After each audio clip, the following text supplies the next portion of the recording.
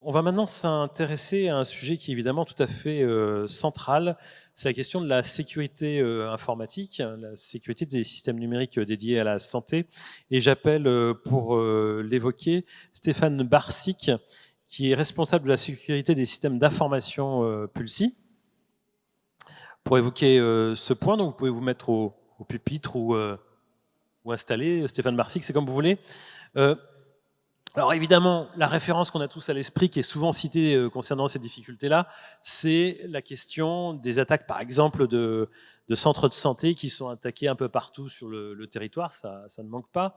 La question de la sécurité informatique a toujours été essentielle, mais elle est aujourd'hui encore un peu plus aiguë au regard de cette actualité et de ces attaques qui peuvent perturber quand même en profondeur le fonctionnement des établissements. Donc forcément, c'est une question qu'on a à l'esprit dès qu'on évoque la question du numérique en santé. Oui, alors tout à fait, bonjour à tous et à toutes. Effectivement, la cybersécurité aujourd'hui, c'est un enjeu très fort. On a constaté entre 2022 et 2023 33% de déclarations d'incidents supplémentaires. Donc 33% de déclarations d'incidents, ça ne veut pas dire 33% d'attaques, hein, c'est-à-dire qu'il y a eu encore plus d'attaques. Et on est dans un contexte aujourd'hui à la fois géopolitique, qui est un peu tendu, vous imaginez bien. Il y a les JO qui arrivent, qui font aussi que la France va être une cible de tous les cyberattaquants à travers le monde. Donc pour lutter contre ces menaces de cyberattaques, on a l'obligation de s'organiser. Il faut partir du principe que demain, vous serez attaqués, tous et toutes. On ne sait pas quand encore, on ne sait pas jusqu'à quel niveau, mais on subira tous une attaque un jour ou l'autre. Donc le but de ce centre de ressources régional cyber opéré par Pulsi, c'est justement d'accompagner les établissements de santé et structures médico-sociales dans la montée en maturité, on va dire, vis-à-vis de la cybersécurité, au travers d'un certain nombre soit d'outils mutualisés régionaux, soit de marchés cadrés qu'on aurait pu mettre en place pour pouvoir vous permettre de lutter contre la cybercriminalité. Et ça, c'est sur 3 axes.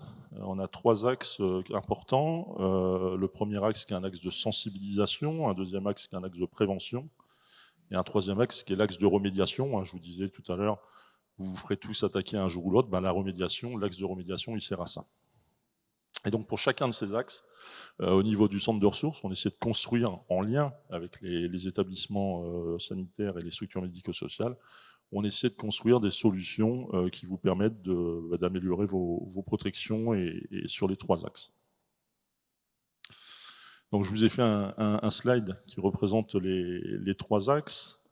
J'ai regroupé très rapidement les services qui sont déjà en place. Toutes les petites coches vertes, ce sont des services qui existent aujourd'hui. Donc soit à destination des ES ou des ESMS ou des deux. Et puis là, vous avez des petits bonhommes qui travaillent, c'est Pulsi qui travaille pour essayer de construire encore de nouveaux services.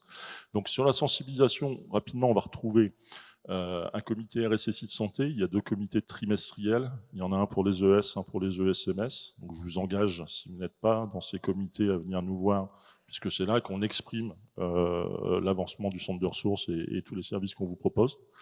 On a également une plateforme qui s'appelle TalkSpirit, sur laquelle on pousse de l'information, on pousse des documents, on pousse des infos qui peuvent redescendre du national notamment et du programme CARE. On a également un outil qui est un escape game qui s'appelle Pulse Escape, qui vous permettra de sensibiliser vos collaborateurs de manière ludique à la cybersécurité. Il y a un petit film d'ailleurs qui accompagne, si vous voulez, on peut le regarder, Stéphane Barsic. On voit, ça dure 1 minute, c'est pas long, 1 minute 10. On a le temps ? Ouais, ça va. Allons-y, si on a le temps. Un petit film qui montre comment cet escape game a été conçu pour justement sensibiliser à la question de la sécurité informatique. C'est une manière finalement ludique d'aborder un sujet assez grave, malgré tout.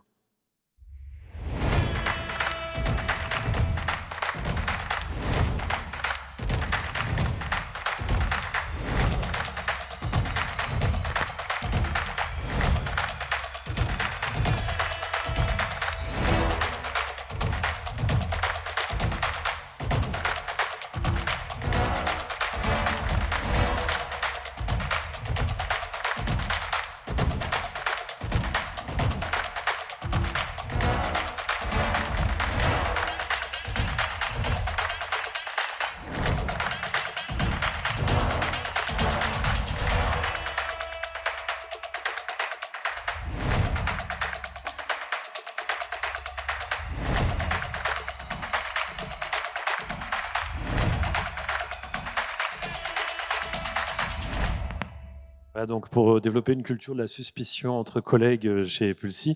Non, plus sérieusement, donc ça se passe comment? Vous proposez des réunions? Enfin, Alors ça peut se faire de plusieurs manières. Soit vous êtes une petite structure et on est en capacité de venir vous sensibiliser directement. Vous avez 20-30 personnes et on vient sur une journée ou deux, difficilement plus pour venir vous sensibiliser. Si vous êtes un établissement un peu plus gros, vous voulez déployer en autonomie, on vous donne les clés du camion, entre guillemets, on vous forme.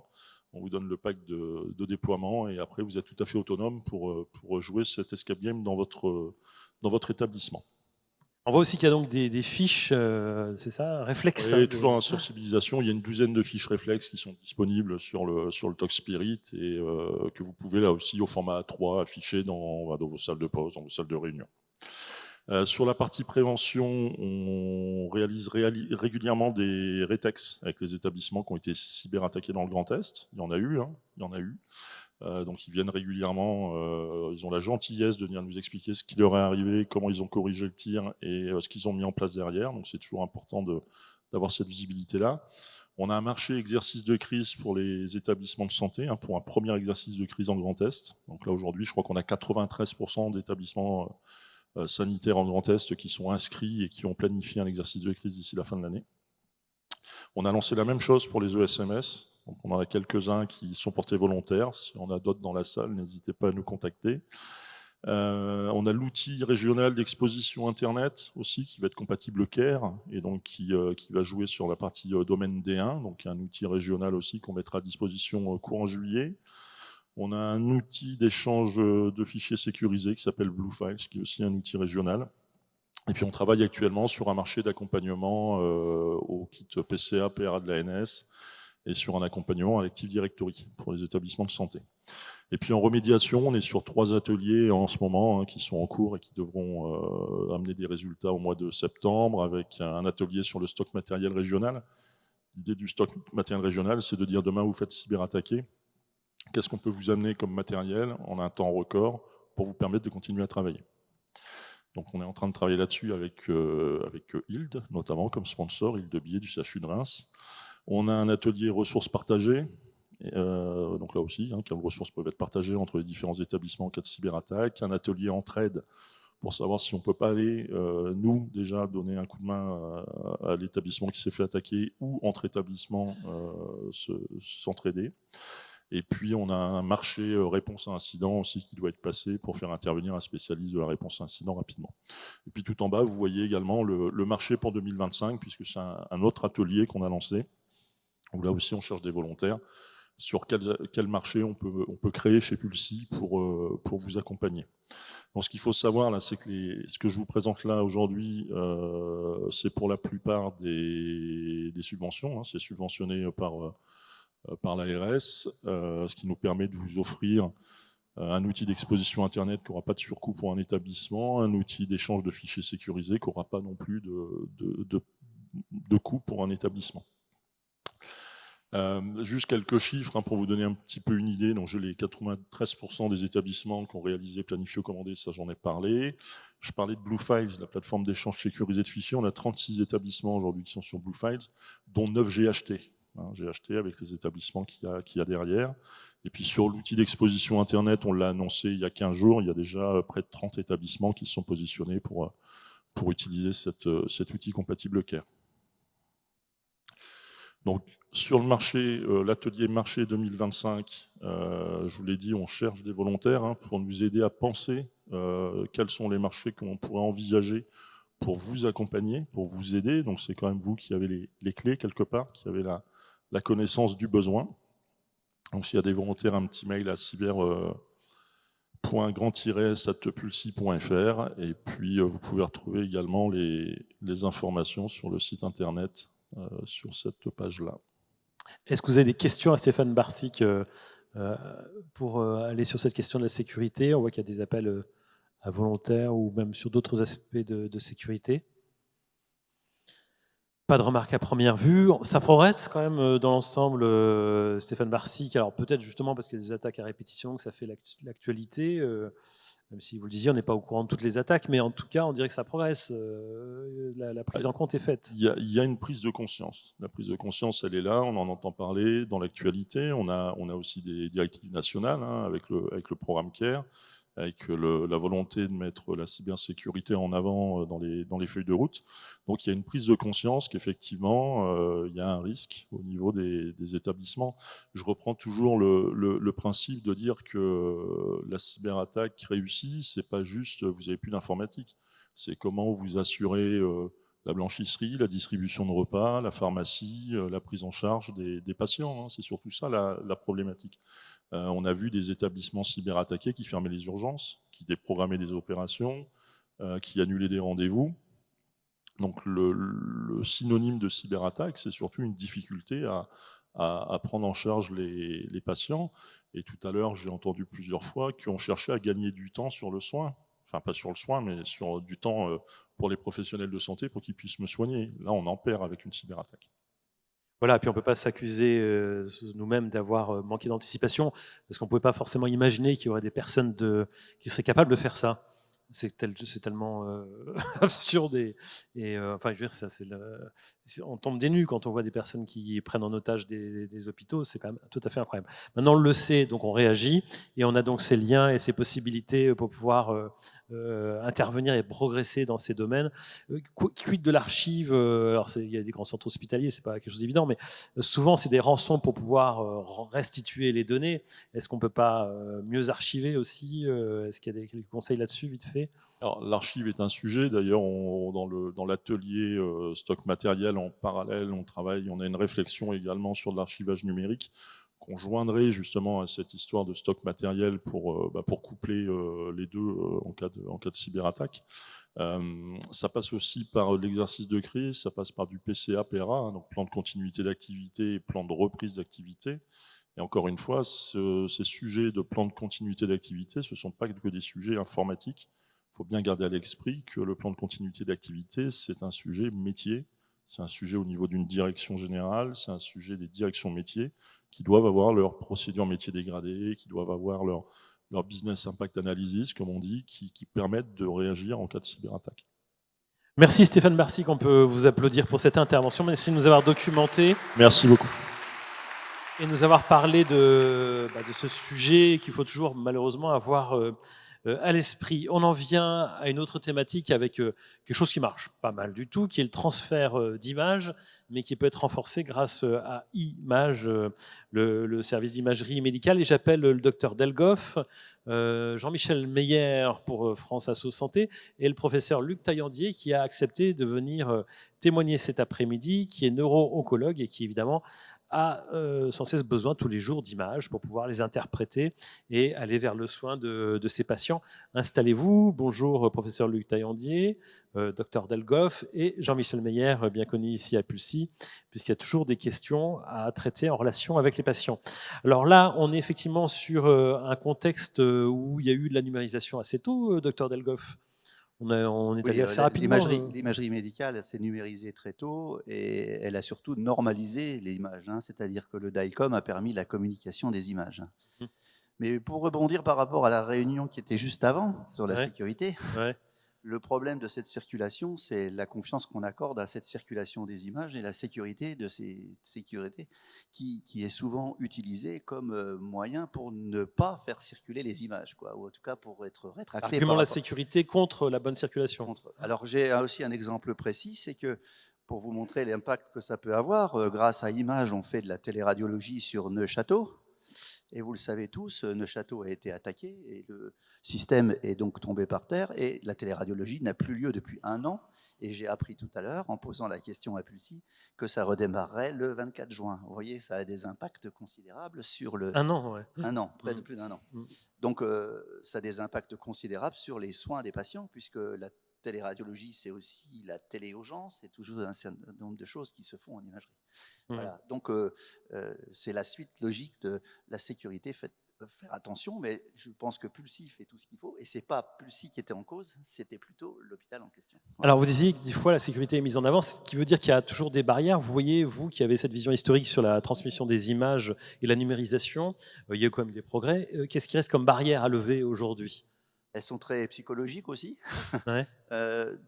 du côté des patients. Donc, je pense que les patients n'aiment pas forcément que leurs images circulent dans l'espace. Ils veulent qu'on leur donne des garanties sur la façon dont elles seront utilisées. Jean-Michel Meyer, les patients n'aiment pas trop ça? Vous avez ce genre de retour, vous, des patients? Alors, peut-être à force de fréquenter les journées de Pulsi, j'avais presque envie de vous dire que le paradigme à était un déteindre. peu inversé et que dans l'ordonnancement en fait, des attentes des patients, je n'avais pas classé, du moins pour moi, mais également en fait, pour beaucoup de patients et de militants associatifs que je rencontre, la sécurité dans la première des attentes. La première des attentes, c'est quoi alors? C'est la disponibilité. La disponibilité. Ça Donc c'est un peu le contraire. Probablement. C'est la fluidité de transmission, finalement. Pour moi, la première des préoccupations, c'est la disponibilité. Alors, je me suis beaucoup interrogé sur la volonté qu'avait Pulsi de m'inviter à cette table ronde, qui est quand même très techno.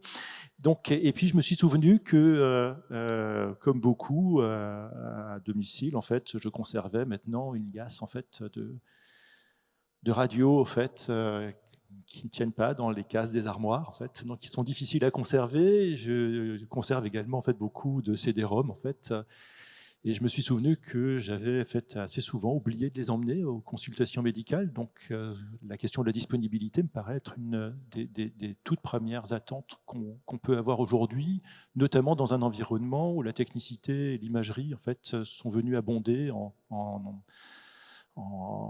affinage de diagnostic en fait, et en qualité pour les patients. La deuxième, c'est l'intégrité. Donc, si d'aventure en fait, on est sur une image en fait, conservée, il faut qu'elle soit conforme en fait, à ce qui est sorti du cabinet d'imagerie et de radiologie. En fait, et la troisième des attentes, c'est la sécurité. En fait, Et docteur Delgoff, pour poursuivre, donc, il y a l'attente des patients et vous voyez d'autres critères qui peuvent faire barrière. Là, on voit que ce n'est pas trop les patients, enfin, d'après Jean-Michel Meyer, qui font... C'est l'accès aux images par les professionnels, honnêtement. Donc, on parle de lien hôpital, hein, ici, lien ville-hôpital. Oui, c'est bien ça. Oui. Donc, c'est ça le sujet. Et ici, quelque chose qui est le partage d'informations. Mais Madame, ce matin, la sénatrice, en prenant la parole, Madame Guillotin a dit que quelque part, c'était moins centré sur l'offre et plus sur les besoins. Donc la question, c'est plutôt de s'orienter sur pour quelles raisons on a besoin de ces images et qu'est-ce qu'on en fait, quoi. Donc en fait, c'est pour cette raison d'ailleurs que j'ai invité, que j'ai participé Luc Taillandier, qui est donc hospitalier, qui est neuro-oncologue, il s'occupe des tumeurs cérébrales et il a besoin donc bien entendu des scanners et des IRM qui sont faits partout dans la région, puisque les patients sont bien entendu répartis sur cette grande région. Professeur Luc Taillandier, donc vous êtes neuro-oncologue, votre quotidien est fait d'images médicales que vous devez aller collecter d'un peu partout, qu'on vous adresse, de patients donc, qui ont un problème de cancer. Et à première vue, c'est pas si facile que ça, c'est une vraie stratégie du quotidien quand même, pour pouvoir aller vers l'accès à ces images. Alors, tout à fait, peut-être que ma spécialité est un peu paradigmatique la complexité de la situation, au sens où je travaille dans une institution et je suis connecté avec toutes les autres. La dimension de la neuro-oncologie est une dimension régionale, sinon supra-régionale. Je suis passé d'un modèle très simple au tout début, où toutes les images étaient produites dans l'institution dans laquelle je travaille et étaient accessibles dans le PACS de cette même institution. Un modèle qui est aujourd'hui un modèle totalement distribué, où je travaille avec tous les producteurs d'images, qu'ils soient hospitaliers, publics, privés, peu importe, et de façon connectée et en permanence. Et le nouveau modèle n'a pas été simple à mettre en place et ne l'est toujours pas. Dans un certain nombre de cas, la transmission des images se fait parfaitement bien, mais ça n'est pas toujours le cas. Il y a eu des modifications des pratiques. Par exemple, nous avons développé le standard de la consultation, c'est un malade qui arrive avec un CD-ROM, quand même, encore aujourd'hui. Avec le Covid, par exemple, nous avons développé des alternatives et beaucoup de patients qui ne sont pas dans une urgence thérapeutique sont suivis en téléconsultation. Donc là, je n'ai plus accès au CD-ROM. Et dans ce cas de figure, je dirais 50% des cas, je contacte le patient, je me connecte à mon PACS et je n'ai pas d'image dans le PACS. Voilà, une fois sur deux. Ce qui nécessite de rappeler le producteur d'image, de solliciter un transfert. Parce que tout ça, ça va bien quand on a un peu de fluidité, enfin un peu d'espace et on peut perdre un peu de temps, quoi. Mais vous enchaînez, c'est-à-dire qu'en fait, vu que les spécialistes ne sont pas extrêmement nombreux, vous êtes sans cesse en train d'enchaîner patient par patient, quoi. Exactement, il y a la problématique de la consultation, il y a d'autres problématiques hospitalières. Le domaine de la cancérologie, quelle que soit la thématique, nécessite des consultations, des réunions de concertation dites pluridisciplinaires, où on va examiner 30, 40 dossiers successivement en 2 à 3 heures. Il faut que l'accès à l'image soit immédiat. Or, dans ce cas de figure-là, on va se connecter, on n'a pas accès à l'image. Quelques producteurs d'images, par exemple, ne produisent plus de CD, ne transmettent pas les images et demandent qu'on se connecte sur le site d'imagerie avec un mot de passe. Un mot de passe, oui. C'est C'est aussi le cas pour les prises de sang, par exemple. Totalement, à la consultation, c'est très chronophage, on arrive encore à le faire, mais c'est totalement irréalisable dans une pratique de réunion. On est en RCP, en réunion pluridisciplinaire, et là, on doit taper les codes, se connecter, tout le monde attend, quoi. Totalement impossible si vous voulez vous attirer les foudres du radiologue aux manettes. Je pense qu'on ne peut pas faire autrement. Bon, qu'est-ce qu'il vous faut alors pour que ça marche bien aujourd'hui? Il y a déjà des choses il y a des images qui sont correctement transmises. Là, on parle des cas où c'est un peu plus compliqué, les CD-ROM, les mots de passe, etc. Qu'est-ce qu'il vous faudrait dans le sort d'idéal? Un accès très simplifié, mais quand même sécurisé. Un accès simplifié, alors dont on parlait avec Christian Delgoff tout à l'heure, ça ne pourra être efficient que si on touche 100% des structures et 100% des patients. C'est ça en fait la problématique, et que s'il suffit qu'il y ait une proportion de patients qui ne rentrent pas dans ce circuit et d'accès facile aux images, et ça nuit au quotidien. Donc des solutions, sans me faire l'apologie d'images, mais une structure dans laquelle il y aurait dans laquelle 100% des patients, on aurait accès à 100% des images de 100% des patients, et avec un accès très rapide dans la pratique, et tout en pouvant télécharger les images dans le PACS de l'établissement pour pouvoir le travailler des images et les présenter en RCP, serait une solution idéale. Alors, il faut déjà voir ça à l'échelle régionale. Dr Delgoff, donc Image, I-Image, c'est donc l'outil, le système développé en Lorraine, hein, c'est ça? Ça a été développé il y a quand même assez longtemps, en Lorraine d'abord, et puis ensuite sur le Grand Est, puisque le principe qui avait été mis en œuvre, qui était le partage des données images, c'est-à-dire les radiologues souvent ont des PACS, ont des archives, et ils les ont mis à disposition de Pulsi, et on permet de les rechercher en passant par le portail Pulsi. Le portail Pulsi permet de se connecter aux images. Alors, ça a bougé beaucoup. Quand la grande région est arrivée, j'ai eu beaucoup d'inquiétudes sur ce modèle qu'on avait mis en place en Lorraine, en me demandant si ça serait reproduit. Ça a été reproduit dans le Grand Est. Donc aujourd'hui, on ne peut que se féliciter, et ça fonctionne plutôt bien sur le plan pratique. Qui est en face du micro.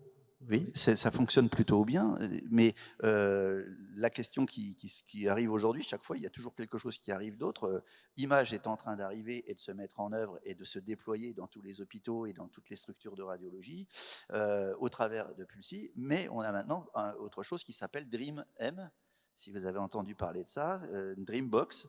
Qu'est-ce que c'est que la Dreambox? Eh bien, c'est un lien entre le compte-rendu qui est fait par le radiologue, mais au niveau national, c'est-à-dire sur l'espace numérique de santé, et les patients vont pouvoir retrouver leur compte-rendu sur leur espace numérique personnel. Et le lien sera fait entre le compte-rendu et les images, donc on va pouvoir...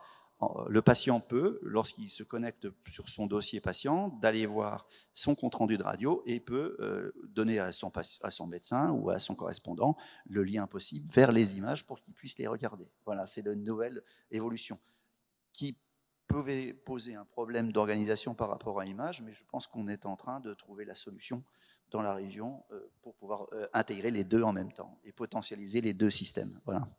Jonathan Lotz, je crois, n'est pas avec nous pour l'instant, je ne le vois pas. Je ne sais pas si on peut nous parler de Dreambox, un petit peu de ce que ça change et des articulations. Sinon, on le fera en fin de session. Oui, eh ben, très bien, allez-y. Il y a un micro ici où vous venez directement vous asseoir pour nous en parler. Comme ça, on vous verra avec les caméras, avec la lumière. On verra s'il y a des questions également sur ces sujets. Donc, on a Image, ça c'est vraiment le projet régional. Donc, la feuille de route du programme Ségur du numérique en santé a proposé d'étendre le contenu du DMP aux données de l'imagerie. Hein, c'est ça le principe. L'idée de Dream, c'est une bonne idée, c'est de dire le principe d'image qu'on a exprimé, que les producteurs d'imagerie mettent à disposition cette production, ces scanners, ces IRM, aux patients et aux professionnels. On va le généraliser en France partout. Et pour ça, l'État va s'appuyer sur le DMP, Mon Espace Santé, le DMP, en disant tous les examens et leurs comptes rendus vont bénéficier d'un partage. Ça va prendre, on pense, peut-être 2 ans, un peu plus peut-être, pour qu'on se retrouve dans la situation où on ne devrait plus avoir d'examens qui sont produits sans être mis au partage. Ce partage, il permettra aussi aux professionnels d'accéder aux examens. Il devra passer par Mon Espace Santé pour ça. Et la cohabitation qu'on imagine avec Image, c'est simplement le fait que toute l'antériorité qui a été produite jusque-là, nous on est à 4 millions d'examens qui sont au partage, DreamM ne prévoit pas de la gérer actuellement. Et donc nous, on est capable, avec ce qu'on a déjà fait avec Image, de la potentialiser. C'est une connexion, c'est ça, entre les deux systèmes ? On peut dire ça. Ouais. Quelqu'un voulait-il réagir à ces sujets ou est-ce qu'il y avait des questions par rapport à ça ? Parce que c'est vrai qu'on a l'impression que ça fait beaucoup de boîtes un peu juxtaposées quand même. Il n'y a pas moyen d'avoir un seul système. On a eu la question tout à l'heure en atelier, il y a un micro ici, si vous pouvez le transmettre à monsieur, parce qu'on a quelqu'un qui est infirmier du côté de Strasbourg, enfin, qui est juste là-bas, qui nous faisait une petite remarque de bon sens, alors que ce n'est peut-être pas ensuite facile à mettre en œuvre. Et si vous pouvez nous parler du cas que vous avez eu hier, là. Donc, je reviens cet après-midi. Ce matin, j'étais un peu plus frivole. Au fil des ateliers de la journée, alors je pense qu'on est plusieurs professionnels de santé à se rendre compte qu'on a plusieurs entités qui gravitent pour le bien-être de l'e-santé et en avant la e-santé. Mon constat à l'heure actuelle, j'en suis au 3e atelier, c'est que chaque professionnel qui intervient, on a un bis repetita entre un support qui existait, qui fonctionnait, puis un autre support vient phagocyter ce support qui existait, qui fonctionnait, et qui n'est pas représenté par la même personne. Alors un coup c'est l'ARS, un coup c'est la CPM, un coup c'est Pulsi. Mais est-ce qu'à un moment donné, ces entités, elles ne peuvent pas se regrouper et faire un outil unique pour tous les professionnels de santé, pour les patients, pour qu'afin on se connecte une fois, on consulte, on transmet, on coordonne, on discute, et tout le monde s'y retrouve, vous et nous. C'est juste une question. Je pense que la réponse, elle est assez simple. C'est Pulsi qui a mis en œuvre ce genre d'outils et qui aujourd'hui est le fédérateur dans la région, mais au-delà aussi, puisque l'intégration de DreamM national se fait au travers de Pulsi aussi. Donc je pense que non, il n'y a pas 50. La sécurité sociale, ce matin, le patron de la sécurité sociale disait tout l'intérêt qu'il avait à ce fonctionnement au travers de la circulation et du partage des images, quelle que soit la situation et quel que soit l'endroit où elles sont produites. Et puis vous avez aussi les hôpitaux qui sont intéressés à ce que les images circulent entre eux, pour que quelque part les patients ne circulent pas. Bon.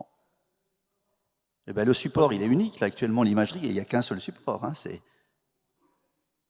Donc en imagerie, alors, la réponse du Pulsi, oui. Imaginez un professionnel de santé à l'extérieur, il doit se connecter à Image, il doit se connecter à Parcours, il doit se connecter au DMP, il doit se connecter à son logiciel métier. Vous avez peut-être de l'interpolarité dans la radiologie, mais ce n'est pas le cas partout.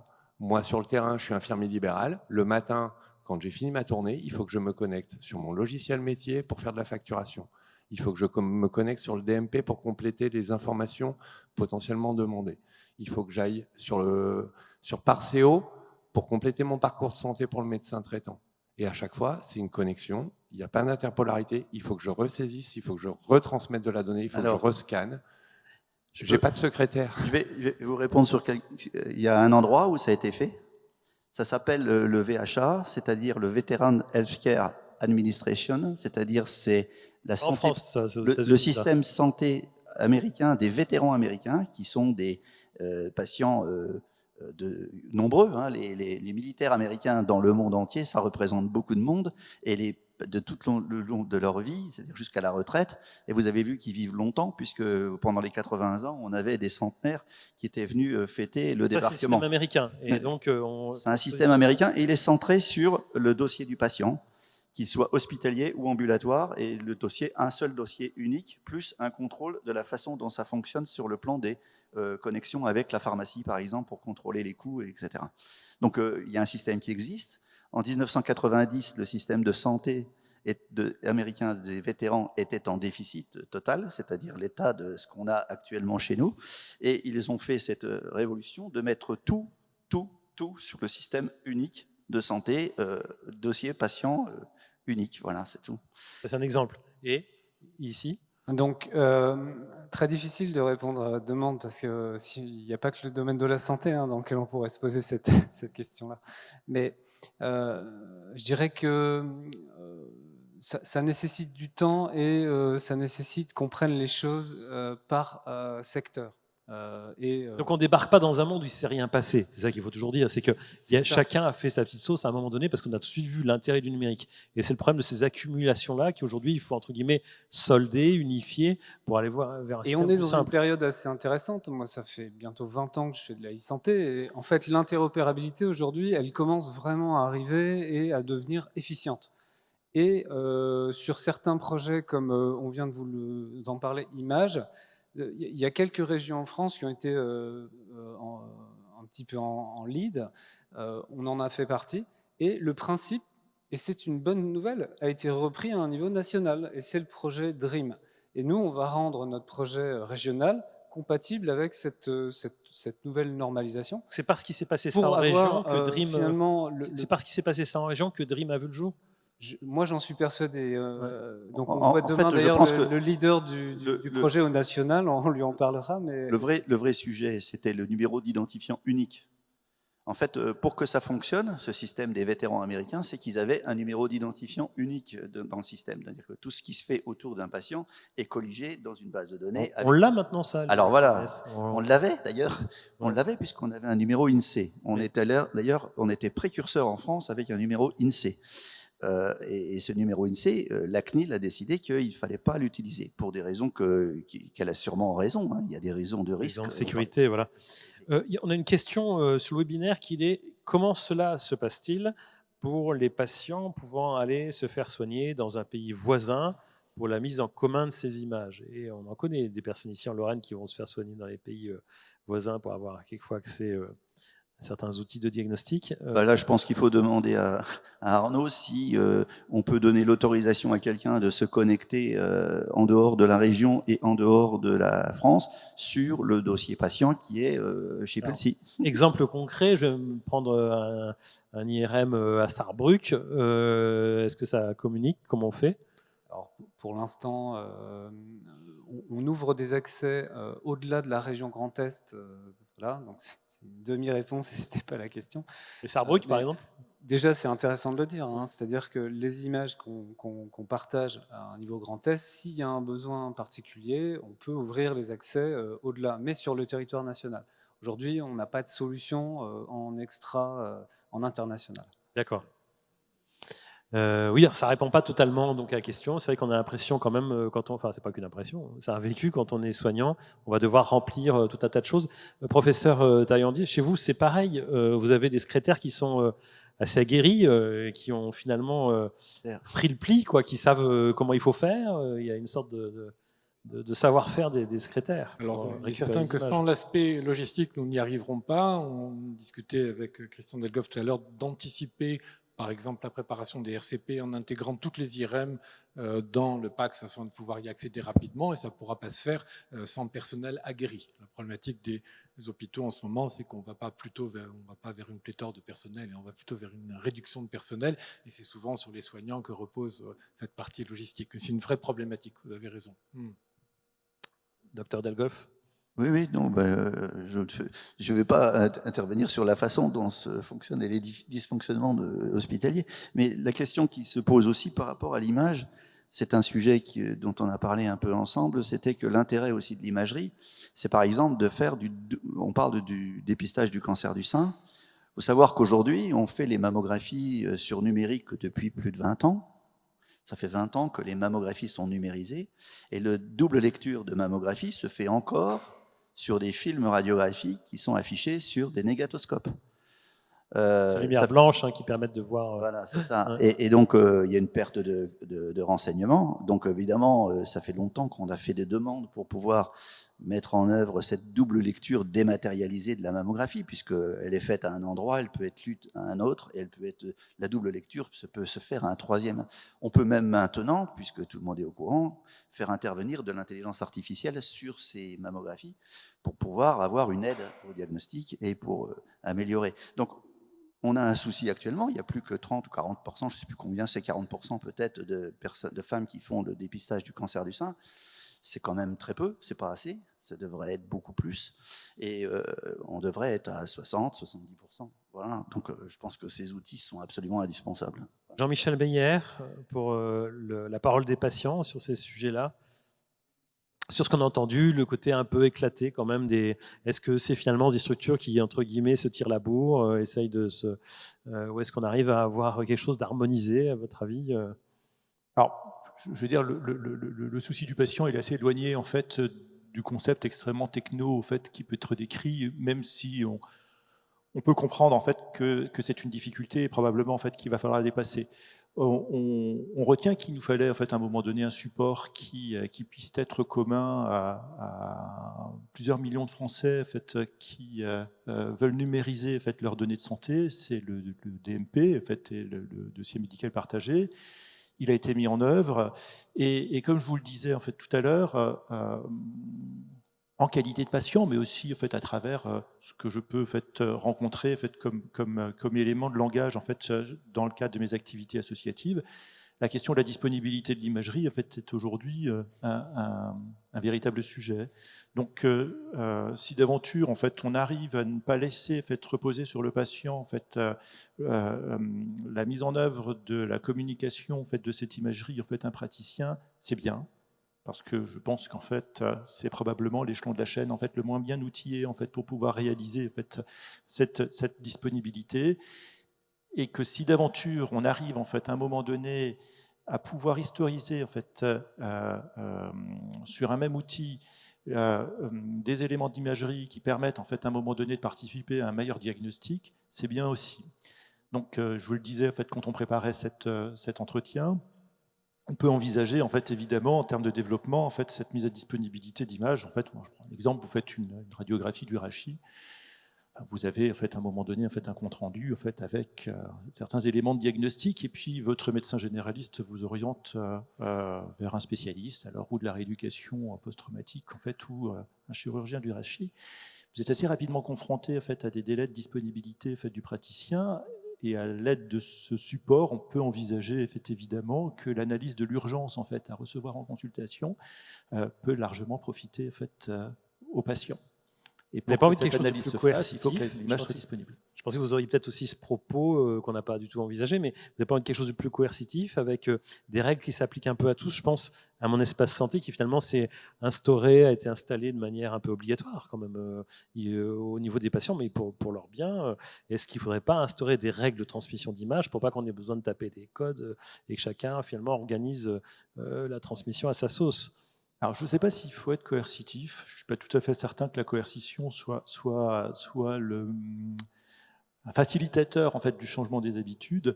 Néanmoins, si professionnel de toute nature, en fait, infirmier comme on l'a entendu, en fait, oncologue, en fait, comme mon voisin a pu s'exprimer, patient, en fait, trouve à un moment donné un intérêt au partage, je pense que naturellement, en fait, il se fera. Ça va se faire. Arnaud Vezin, oui, docteur Marcof, oui. Je pense que Luc Taillandier serait content qu'il y ait une coercition un peu plus grande vis-à-vis des différents hôpitaux dans lesquels il a des patients qui attendent, pour que ces hôpitaux se connectent sur Pulsy et que mettent à disposition les images sur Pulsy. Donc, Professeur Taillandier, vous confirmez? Parce que là, vous avez un très bon porte-parole, mais vous avez un micro aussi. En termes de coercition, peut-être un peu fort, mais idéalement, j'aimerais bien effectivement que d'une façon ou d'une autre, les établissements puissent être contraints à respecter des règles d'un fonctionnement commun. Ouais, quand même. Image, Arnaud Vezin, un dernier point, à moins que vous ayez peut-être aussi des questions, mais juste avant, on refaire un petit topo quand même de ce qu'apporte Image pour les professionnels et et quels sont les prochains développements? Actuellement, donc, quand un établissement se relie à Image, il a la capacité à mettre à disposition l'imagerie qu'il produit à ses patients. Hein, donc c'est un moyen qu'on appelle de diffusion. Et aussi, et ça c'est encore plus ça qui nous intéresse, hein, donc, déjà le premier point évite que vous ayez à graver un CD. Et donc quand vous allez en consultation, étant donné que tous les médecins du Grand Est ont un accès possible à Image, ils peuvent retrouver votre imagerie même si le patient n'est pas venu avec son support. Vous avez une deuxième possibilité, c'est par rapport aux professionnels de santé. Vous donnez accès à cette imagerie à tous les pros qui veulent faire des comparaisons, par exemple, ou retrouver des antériorités. Donc c'est l'orientation patient, hein, qui a accès à son imagerie, et professionnel pour tout ce qui va être antériorité. Et les développements à venir, pour répondre très rapidement, évidemment, ça va être de prendre correctement la vague DREAM, puisque le projet national, il est complémentaire à ce qu'on a déjà fait. On a déjà en fait 44 établissements, hein, qui sont connectés sur Image, hein, c'est ce chiffre-là, 4 millions d'examens et 600 000 patients qui sont référencés dans le système. C'est pas toute la région, c'est encore insuffisant, mais c'est déjà un beau progrès. Et avec DREAM, on va pouvoir arriver à avoir, je pense, peut-être 90% de la production qui va pouvoir s'inscrire dans une forme de partage. Et Image, ça sera une couche de valeur ajoutée au-dessus. Par exemple, tout ce qui va être accès à l'antériorité, comme je l'ai dit avant, puisque DREAM ne reprend pas le stock. Tout ce qui va être aussi intelligence artificielle qu'on souhaite travailler. Voilà. Je voudrais dire que c'est pas du tout, par rapport à ce que dit M. Meillard, c'est pas du tout techno, hein, c'est vraiment des problèmes pratico-pratiques de pratique médicale, hein, de simplification du fonctionnement des médecins autour de leurs patients, de collaboration entre différentes spécialités autour du patient, ou de collaboration de différentes compétences autour de ce patient, quoi. L'idée, c'est celle-là, hein, c'est de... Voilà. Est-ce que vous vouliez intervenir pour cette question de imagerie numérique? Est-ce que tout a été clair? Est-ce que vous vouliez des précisions ou que certaines questions soient prises en compte? Non? Si? Oui? Alors reprenez le micro. Attendez. Si, il faut le micro quand même pour le webinaire, parce qu'on ne vous entend pas. On va vous voir éventuellement, et c'est même pas gagné, mais on ne vous entendra pas. Donc on vous approche le micro. Alors, je rejoins tout à fait ce que vous dites. C'est très bien que l'image circule très vite et très bien. Et je rejoins le point de vue du patient expert qui dit qu'il faut que ça circule et que c'est la préoccupation des patients. Étant moi-même usager de soins, la question fondamentale derrière tout ça, c'est que tous ces outils sont très bien et on essaye de les utiliser au quotidien malgré les freins. Pourquoi on ne les rend pas obligatoires avec les forces publiques? On a une ARS qui porte pourquoi on n'impose pas aux hôpitaux, pourquoi on n'impose pas aux cabinets de radiologie de verser ces examens dans Image systématiquement, au même titre que d'autres parcours de soins, du moins Parceo? Pourquoi on n'impose pas aux professionnels de santé l'adhésion à Parceo et de l'utiliser, cet outil, si vraiment on pense que c'est si indispensable? On revient sur cette question de la coercition, du coup. Alors, professeur, gardez le micro. Professeur Taillandier, Arnaud Vezin. Une réponse qui peut être complétée. C'est pas le choix que fait la puissance publique. La puissance publique, ce qu'elle fait comme choix, c'est de faire une incitation en sortant un projet qui est donc, encore une fois, j'y reviens, le projet DREAM, où il y a un financement total du coût que ça va représenter. Je pense qu'à un moment donné, il y aura la coercition, mais ce n'est pas la première phase. La première phase, c'est l'incitation et c'est l'aller vers pour les établissements. Et on va voir assez rapidement s'il y a adhésion, mais je suis persuadé qu'il va y avoir adhésion. On a une offre qui est plutôt mûre et un financement intégral pour la structure de ce dispositif. Honnêtement, j'y crois. Excusez-moi. Allez-y, si ça enchaîne, oui. Il y avait le professeur Taillandier aussi qui pouvait répondre.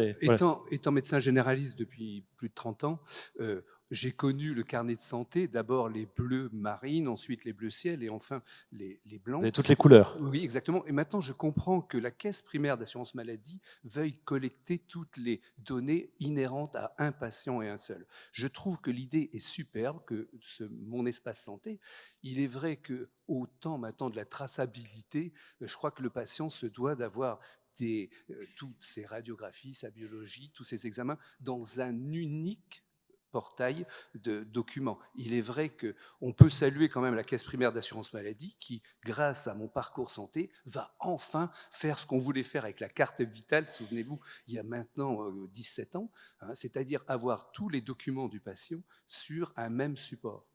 Alors moi, médecin généraliste, je salue vraiment ce souhait qu'a la caisse primaire d'assurance maladie de le faire. Il est vrai que je suis noyé dans tous ces on va dire, organismes de santé, que ce soit Parceo, que ce soit Pulsi, et puis j'en passe parce que je suis soudoyé maintenant, il y a Doctolib, enfin j'ai plein de partenaires qui m'offrent, qui me vantent leur système. Je suis perdu, c'est pour ça que je suis là aujourd'hui, et il est vrai que j'aspire à un seul support, voilà, comme l'était le carnet de santé dans les années 70-80. Alors on ne peut que être d'accord avec ça, hein, c'est avec l'objectif de mettre en place ce Pulsi et les outils qui sont mis en place par Pulsi, centralisés sur Pulsi dans la région. On parlait de coercition, mais il y a des pays qui sont un peu plus directifs que nous. Hein. La santé, c'est d'abord plusieurs choses, hein. C'est des enjeux de patients, bien sûr, mais c'est des enjeux financiers considérables, avec des risques actuellement qui sont la financiarisation de la santé. Alors, on n'en parlera pas aujourd'hui parce que c'est un autre sujet, mais des pays sont plus en avance que nous parce qu'ils sont plus directifs. Ce sont souvent les pays du nord de l'Europe, qui sont peut-être par leur protestantisme, j'en sais rien, mais en tout cas, ils sont plus directifs. Les pays des pays baltes, tout le monde sait que l'Estonie ou les autres ont tout numérisé depuis déjà, depuis le moment où ils sont basculés en dehors du joug soviétique, mais d'autres pays sont en avance, la Suède, la Finlande, et un certain nombre d'autres comme ceux-ci. Et c'est pas un marché, la santé n'est pas un marché comme un autre, c'est un marché très spécial, centralisé sur un acteur essentiel qui est la sécurité sociale, qui représente quand même 70 à 80% des coûts. Et malheureusement, il se passe des choses en ce moment qui sont un peu inquiétantes. Professeur Taillandier, oui, vous vouliez sur la financiarisation, voilà. Mais parce qu'il y a effectivement des rachats, là où il y a de l'argent à faire, finalement, les investisseurs vont. Professeur Taillandier. Moi, je voulais faire juste un petit commentaire. Je trouve qu'à l'échelon individuel, et je rejoins pleinement le commentaire qui vient d'être fait, à l'échelon d'un patient, c'est parfait, et on n'est pas très loin d'arriver à répondre à toutes les questions. Là où ça pose encore problème, c'est de passer de l'échelon individuel à une discussion collective, mais c'est pas tout. Moi, je renvoie beaucoup de patients dans d'autres centres en France. Il faut aussi que les images circulent.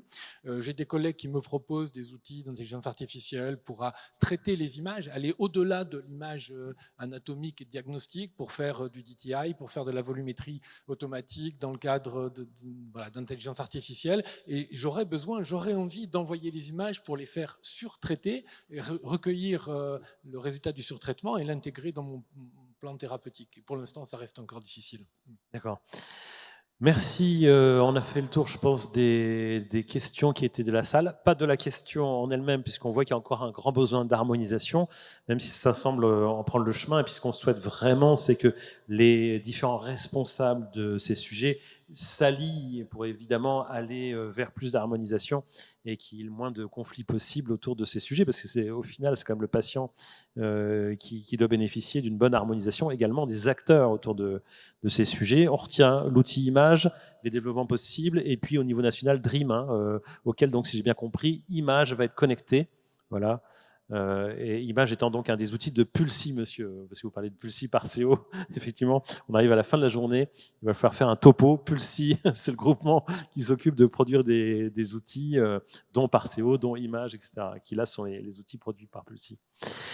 Merci beaucoup. Bon, on avait plein de choses à dire, on n'a peut-être pas tout fait dans l'ordre, mais enfin, on a quand même produit un certain nombre de témoignages autour de ce sujet et entendu ce qui se passait.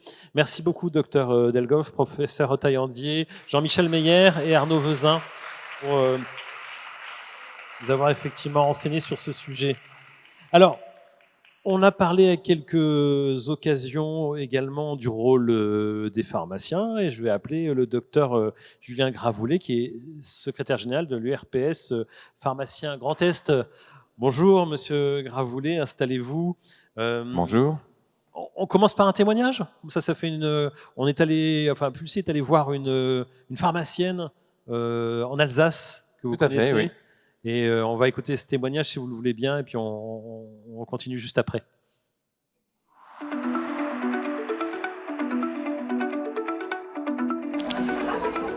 Bonjour et bienvenue à la pharmacie Gartner à Bosheim dans le Grand Est. Suivez-moi, je vais vous parler de la messagerie de santé sécurisée Pulsy Medimail.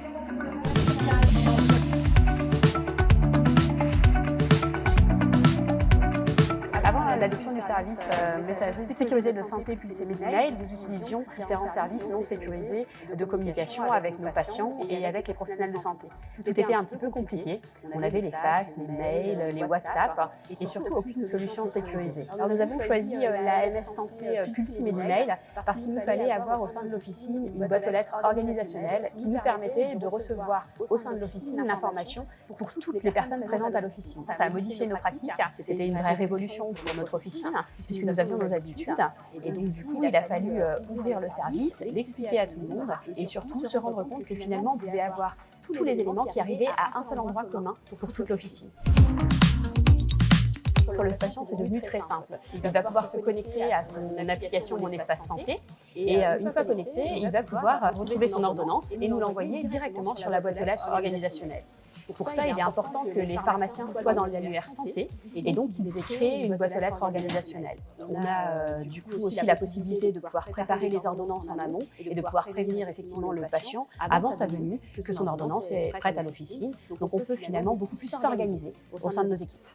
Je vais vous donner un exemple. Donc, on a Madame Dubois qui est diabétique. Elle a consulté la semaine passée chez son endocrinologue dans le cadre de son diabète. Et donc, l'endocrinologue lui a déposé son ordonnance directement dans son espace santé. De cet espace santé, elle a pu récupérer l'ordonnance et nous la transférer dès la sortie du rendez-vous. Ça a été vraiment optimal puisque du coup, nous avons pu préparer son ordonnance, commander les médicaments qu'elle avait à récupérer. Et donc, du coup, la patiente avait vraiment un gain de temps et une utilisation optimale des services de la pharmacie. Pour nous, ça nous permet de nous organiser et donc d'être prêts au bon moment. Et à terme, le développement des services Pulsy nous permettra là aussi d'améliorer encore le lien, par exemple, ville-hôpital, d'avoir les comptes rendus d'hospitalisation, les sorties d'hospitalisation, les ordonnances, les examens de biologie également. Et donc, finalement, le patient sera sécurisé là aussi dans l'envoi de ses données au pharmacien. À ce jour, ce service de boîte aux lettres organisationnelle par Medimail est effectivement nouveau au sein des officines et il est amené à évoluer. On va l'utiliser de plus en plus, surtout pour la sécurité des données de santé, mais c'est un service qui doit vraiment se développer partout au sein du monde de la santé et donc par les pharmaciens. Voilà, c'est bien expliqué ce à quoi sert MS Santé Medimail. On parlait déjà depuis ce matin, c'est tout à fait le sujet de notre journée, du rôle central de l'information et de ce lien ville-hôpital, que tout l'ensemble des professionnels soient informés. Donc il y a cette messagerie MS Santé Medimail en faveur du lien ville-hôpital. Oui, tout à fait. C'est vrai qu'on a la chance en officine de travailler en équipe, mais on n'avait pas forcément d'outils qui permettaient de transférer des documents ou d'échanger de manière sécurisée. Souvent, ça se faisait avec une adresse sécurisée personnelle, souvent du titulaire, qui n'est pas toujours à l'officine. Moi-même, je ne suis pas aujourd'hui, par exemple, pour être ici parmi vous.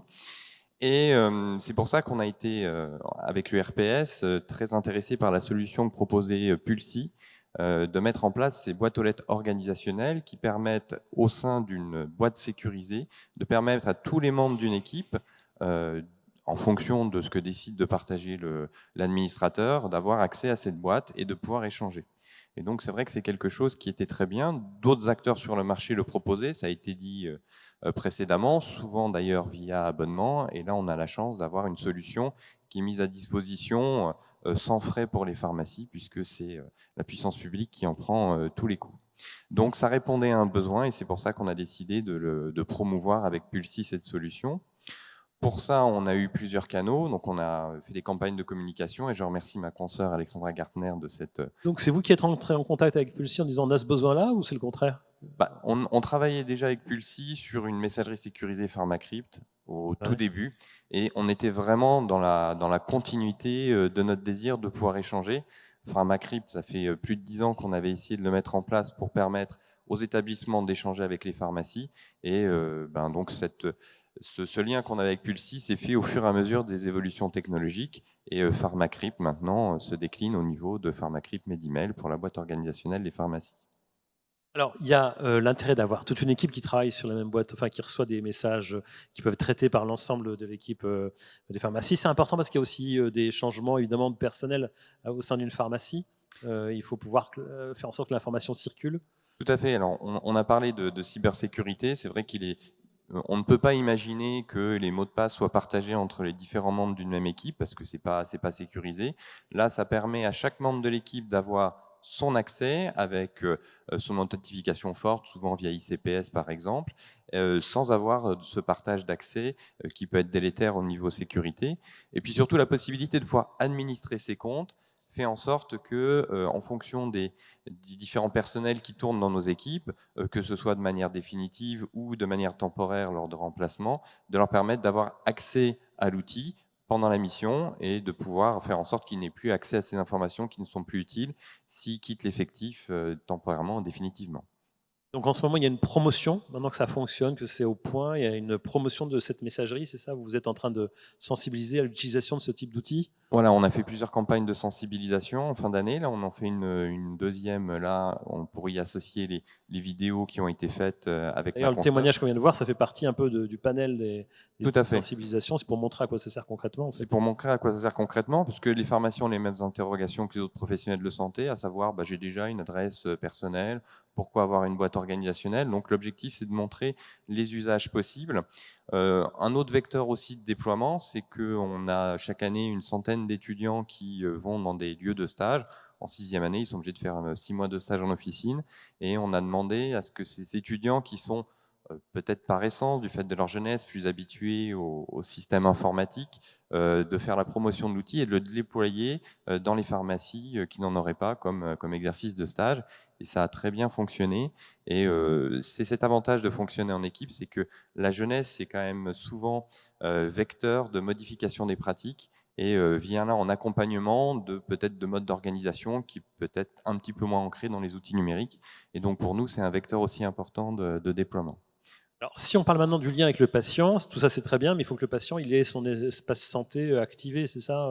Exactement. Donc là, ça c'est pas toujours le cas quand même. C'est pas toujours le cas. Donc c'est pour ça que il est important déjà que les pharmacies aient accès à ces boîtes aux lettres organisationnelles, parce que pour les patients qui ont activé leur espace santé, s'ils veulent transmettre une ordonnance numérique qu'ils ont reçue à une pharmacie, c'est bien qu'ils voient déjà dans l'annuaire que son pharmacien habituel est joignable.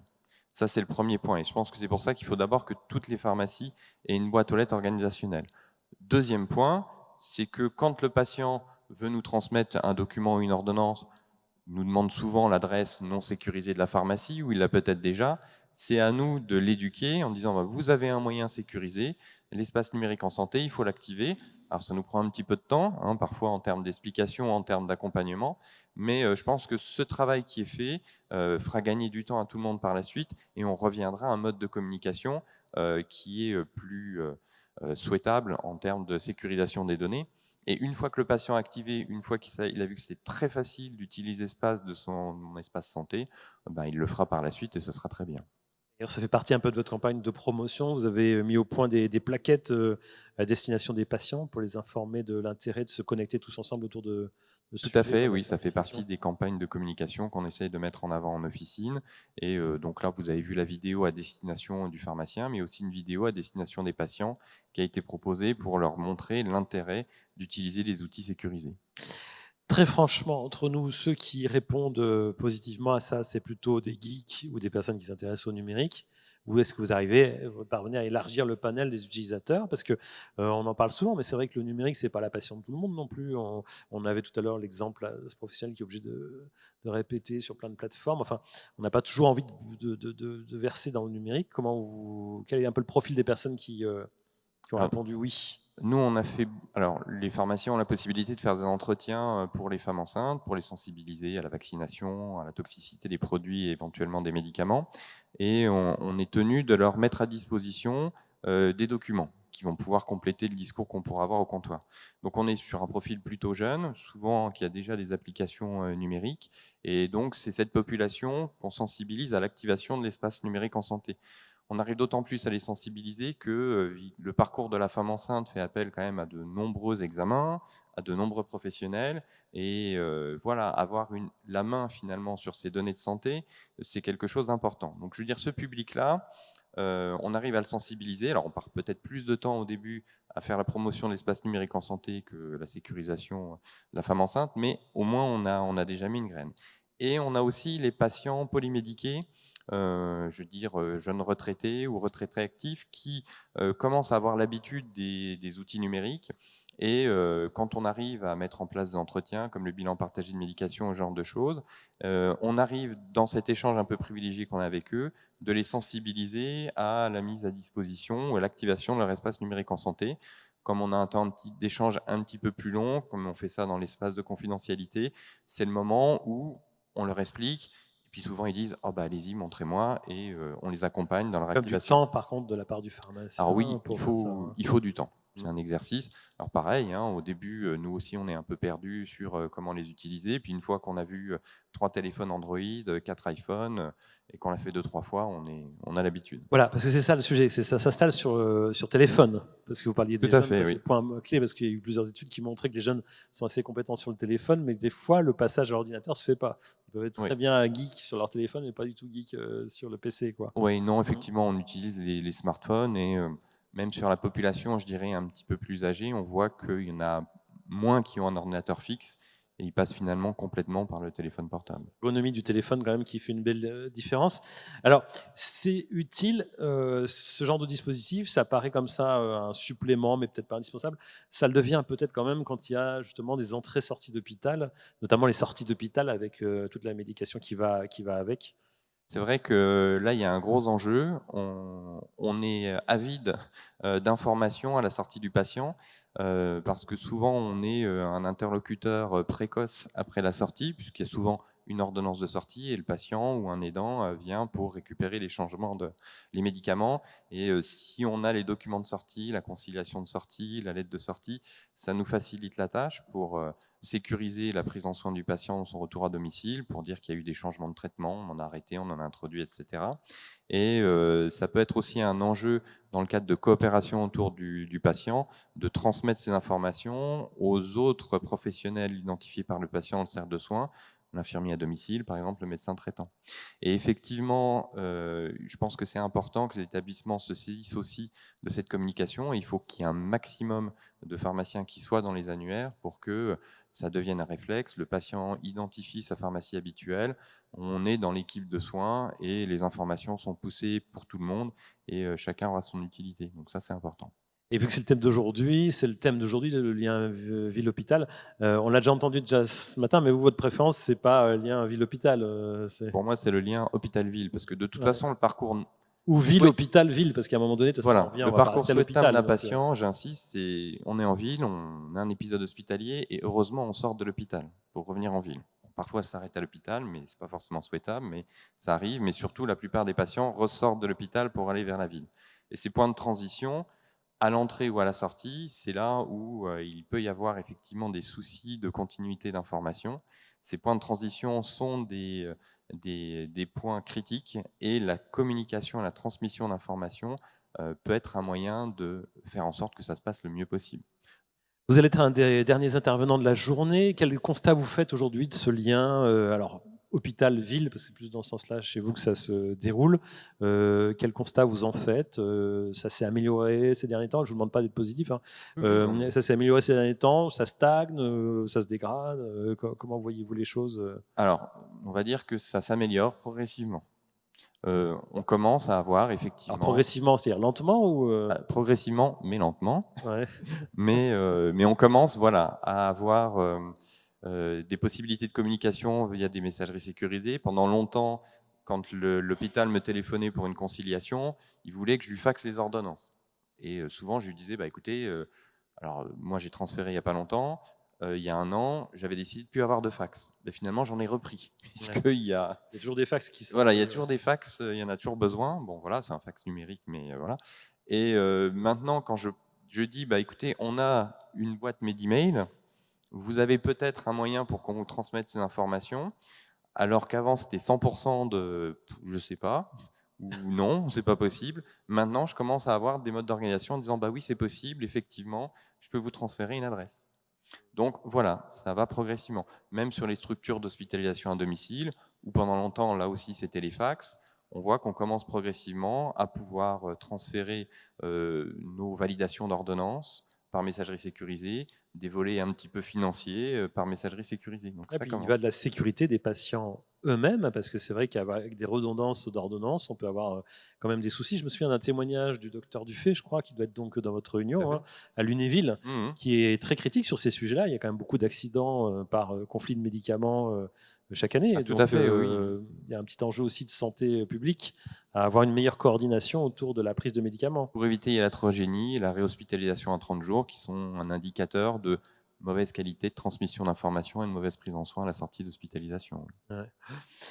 Est-ce que vous vouliez intervenir à cette étape qui sera la dernière prise de parole de la journée avant les conclusions? On a fait le tour de plein de choses.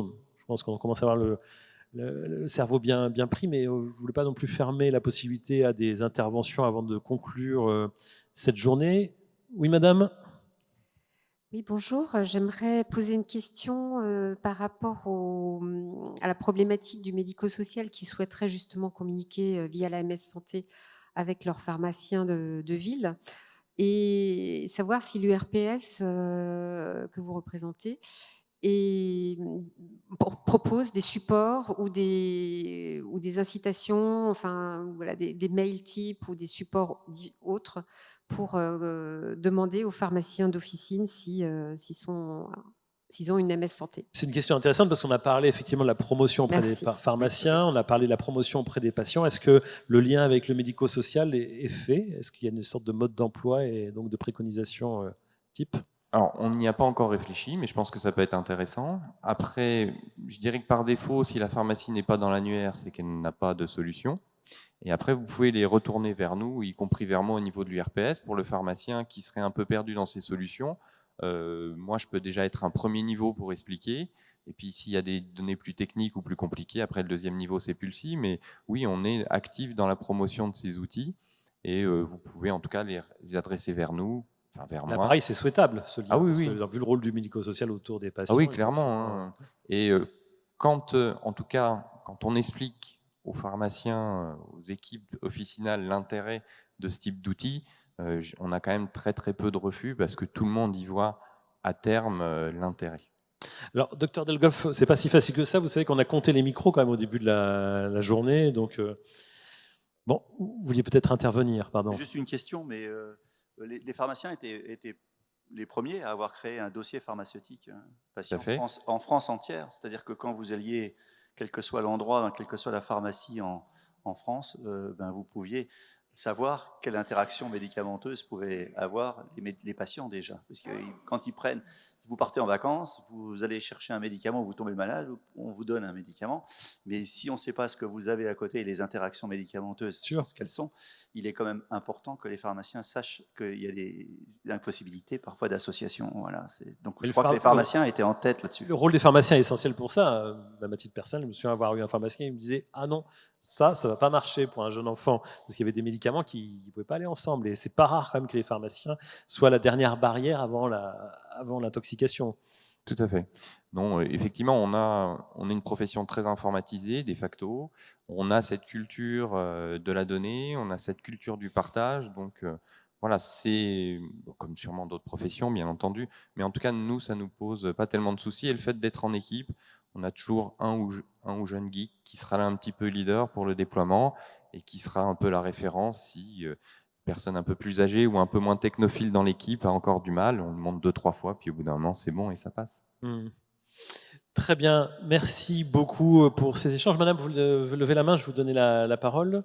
Merci de vous présenter, j'ai oublié de le demander tout à l'heure. Bonjour, alors moi je suis Stéphanie Bonnet, je suis chargée de mission e-santé à la CPM des Vosges. Nous, le constat qu'on a fait, alors on a nos DNS qui vont sur le terrain, qui font la promotion de la MS Santé, sauf qu'on voit des groupements d'officines qui proposent de plus en plus des sites internet aux officines sur lesquels en fait, chaque patient peut se connecter et envoyer en fait son ordonnance ou faire de la commande de parapharmacie, etc. Et ça court-circuite le message. Et les pharmaciens, finalement, ne voient pas l'intérêt de l'AMS organisationnel à mettre en place, puisque là, avec cet outil-là de site internet, les préparateurs, le pharmacien, tout le monde y a accès. On a inventé des services, hein, c'est sûr qu'on n'attend pas forcément le développement d'outils. Alors pour moi, c'est pas contradictoire, parce qu'on a déjà l'habitude d'avoir plusieurs canaux de communication à l'officine. Donc oui, peut-être que via le groupement, une appli, mon ordonnance pharmacien, il y aura un canal d'apport d'ordonnance, mais il ne faudrait pas se priver d'un autre canal qui, à mon sens, va être de plus en plus important. Là, à l'heure actuelle, le patient, il a son ordonnance papier, il fait une photo, qui est plus ou moins jolie d'ailleurs, il est obligé de la mettre sur la plateforme. Demain, dans mon espace santé, il aura l'ordonnance numérique qui sera directement mise dans son espace. Il n'aura pas de photo à prendre, il aura juste à faire pièce jointe, pharmacie, machin, et ça va aller beaucoup plus vite. Et donc je pense que se dire j'ai déjà une solution, je ne prends pas l'autre, c'est se priver quelque part d'un canal de diffusion qui lui permettra de mieux s'organiser par la suite. Donc les confrères et les consoeurs qui jusqu'à présent m'ont retoqué ce genre de choses, j'aurais dit écoutez, c'est pas parce que vous avez déjà un canal qu'il faut se priver d'un autre qui en plus est gratuit. Enfin, mais est-ce que ça risque pas d'être ingérable au final d'avoir... Ah non, pas du tout. Pas du tout. Enfin, moi, je fais partie d'un groupement pour lequel il y a effectivement ce type de solution. Eh bien, quand je reçois une ordonnance via le type, bah, ça clignote dans mon logiciel métier, pas de souci. Quand je reçois une mail de notification d'un mail sécurisé, j'ai la marche impériale qui résonne sur les postes Outlook de l'officine. Ça veut dire qu'il faut traiter tout de suite. C'est des organisations. Donc moi, je m'organise pour que, quel que soit le canal, et ça peut être aussi le WhatsApp sécurisé qu'on utilise dans le SP, quel que soit le canal, mon équipe est formée et sait répondre en priorité. Donc pour moi, ce n'est pas contradictoire. Et demain, il y aura une solution qui sera utilisée par tout le monde, bah, tant mieux, les autres vont s'éteindre progressivement et ce sera parfait. Alors que celui qui va miser sur la solution qui finalement demain ne sera pas la meilleure solution, va devoir galérer pour tout changer ses process et se mettre sur la solution qui se déploie. Donc, en tout cas, moi j'ai les arguments et la pratique pour dire à ses confrères c'est maintenant qu'il faut le faire. D'accord, merci. Merci beaucoup pour votre témoignage, Dr Gravoulet. On peut vous applaudir. Merci d'avoir fait le déplacement et d'être venu nous voir.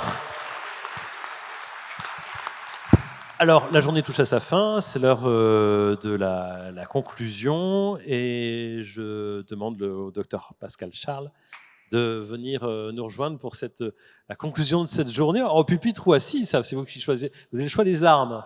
Vous avez assis avec un micro, voilà. Donc, journée sur le lien ville-hôpital, on a souvent évoqué cette question avec Pulsi du lien ville-hôpital. Aujourd'hui, plus spécifiquement, on en a vu les différents aspects à travers la matinée, les ateliers, et cet après-midi jusqu'à la situation des pharmaciens. Votre perspective, docteur Charles, sur ce qui s'est dit sur cette journée?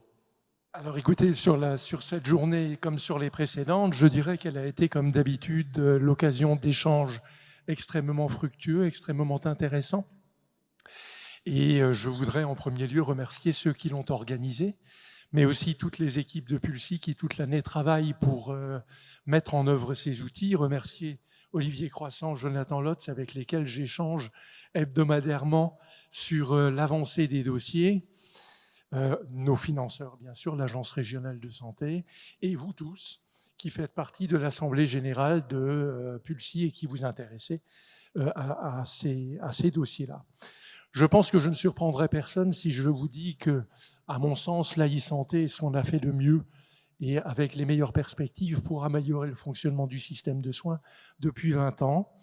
Et quand je dis depuis 20 ans, c'est effectivement depuis 20 ans, puisque c'est en 2004 que Philippe Douste-Blazy imaginait et mettait dans la loi le dossier médical partagé.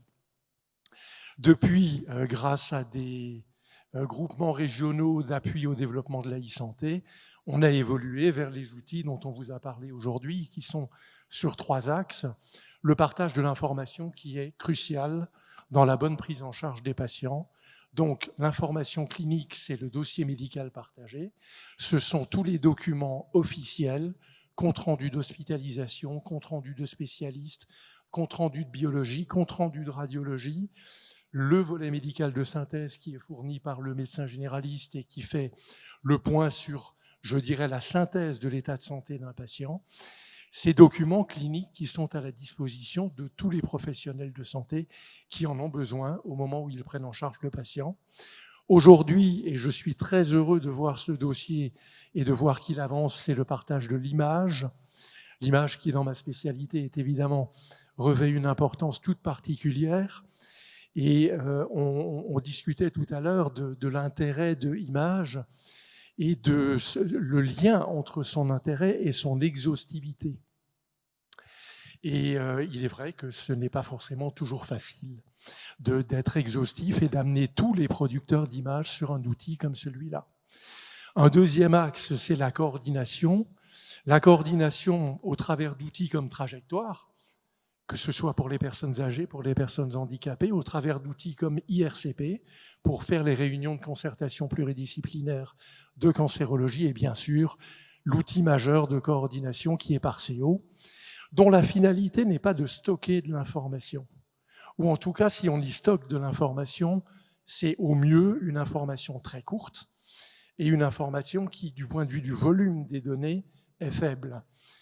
C'est un moyen de discuter au quotidien entre professionnels de santé qui s'occupent d'un même patient et de se coordonner, de s'informer de ce qui a pu arriver au patient et des conséquences que cela peut avoir sur l'activité de chacun. Et on parlait tout à l'heure et ce matin de l'importance de l'arrivée dans cet outil de la date de sortie du patient, non seulement pour le médecin traitant, pour l'infirmier, pour le kinésithérapeute, mais aussi pour celui qui apporte les repas. Un patient qui sort à 13h le samedi après-midi, qui n'a pas de repas tout le week-end, c'est une catastrophe.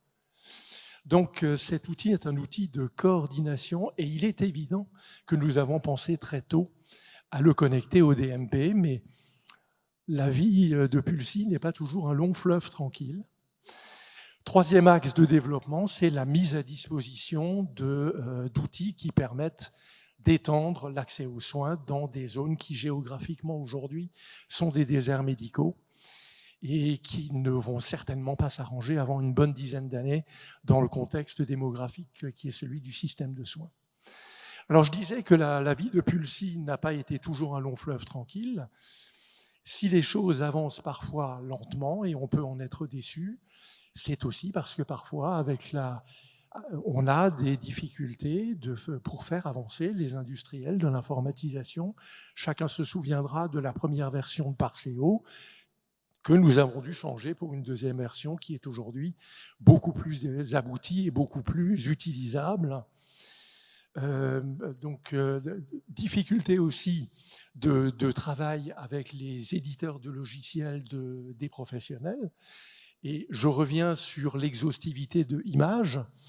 Certains des producteurs d'images ont un logiciel métier qui, pour le moment, n'est pas encore compatible avec le serveur régional d'imagerie et qui nécessite des adaptations.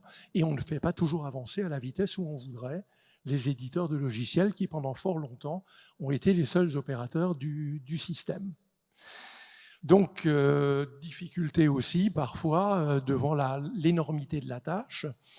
On a mis en place Parseo aujourd'hui, on a mis en place Image dans des structures où on rencontre par nature de nombreux professionnels de santé. Je dirais qu'on a peut-être fait la partie facile du déploiement, mais les professionnels de santé en région Grand Est sont très nombreux et exercent pour la plupart dans un mode individuel ou dans un mode associatif, mais à 2 ou 3 personnes, et il va falloir aller les chercher. Et je pense qu'on ne pourra les chercher que par des formations continues qui s'intègrent dans leur formation médicale et paramédicale continue organisée par leur syndicat. Et il faut s'y prendre tout de suite. Donc, je pense qu'on peut être très satisfait de là où nous sommes arrivés aujourd'hui, parce que l'on commence à voir des outils qui, sans être uniques, je ne crois pas trop au caractère unique de l'outil, sont, comme l'a dit Madame Guillotin ce matin, des outils intégrés et des outils cohérents. On parlait tout à l'heure de DreamM. DREAMM, pour moi, c'est le lien entre le dossier médical partagé, qui est un dossier national.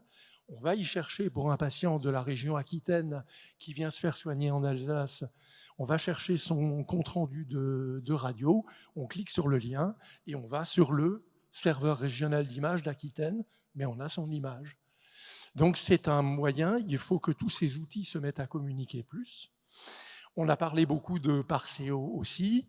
Parseo va très prochainement pouvoir alimenter et consulter le DMP, et je dirais que c'est normal et c'est absolument nécessaire. Mais il a aussi été développé par rapport à l'outil initial de Parseo, un lien direct avec la télémédecine, un lien direct avec la téléexpertise, un lien avec les soins non programmés. Et donc, je pense que ces outils doivent commencer à s'interopérer. Le problème, effectivement, est là, c'est de développer des interopérabilités, de développer des connexions entre ces outils pour que le médecin, l'infirmier, quand il est au domicile, avec son application smartphone Parseo, s'il a besoin du compte-rendu cardiologique, il clique sur le bouton DMP, il va chercher l'information et il la referme à la rigueur.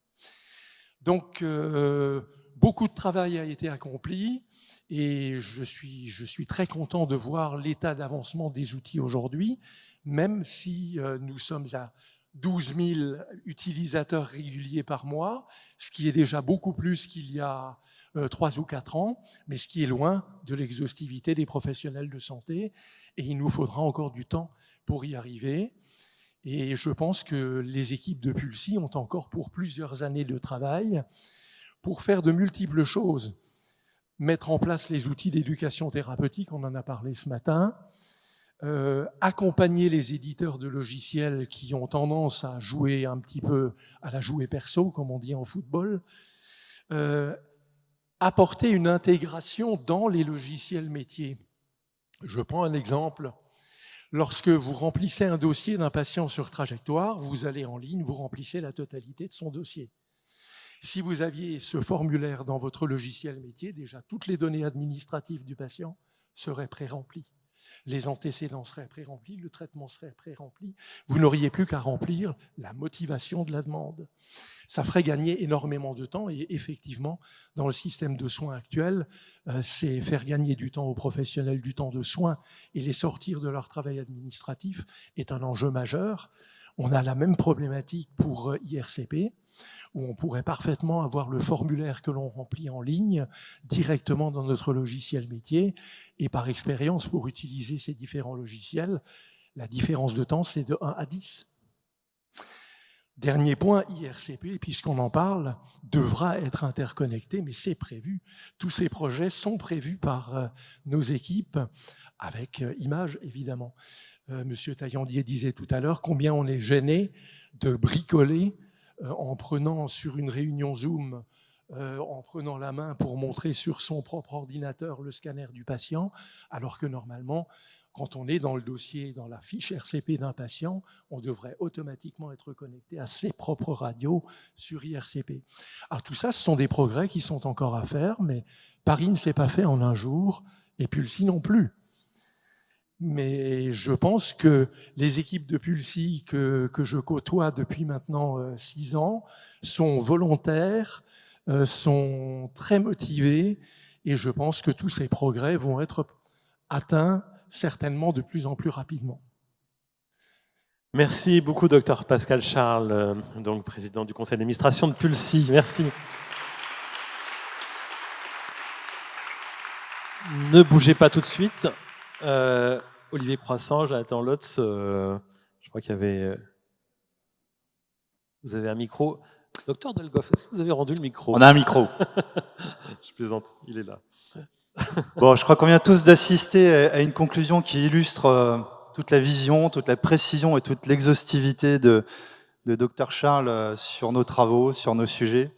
Et quel parcours, quel marathon. Je crois que après 3 ans comme administrateur de l'entité Alsace, vous venez de cumuler 2 mandats de 3 ans au sein de Pulsi, les 2 premiers mandats. Voilà, et On a, alors, oui, vous le voyez là, donc on a repris quelques, et merci à l'équipe com pour le visuel, on a repris quelques temps forts, quelques moments forts, puisque, on le sait, le 3e mandat Pulsi ne sera pas possible. On aura cet exercice donc d'un nouveau président de manière certaine au mois de septembre prochain. On profitait de cette conclusion de la journée pour vous remercier. Voilà, au nom de Pulsi et toutes les équipes, mais surtout, je pense, au nom de tous les membres et tous les acteurs en santé et médico-sociale sur votre soutien, votre capacité à nous fédérer en équipe interrégionale, en équipe et en activité interprofessionnelle aussi, dans ce partage de vision. Merci à vous. Merci. Et sachez que ça a été un plaisir pour moi.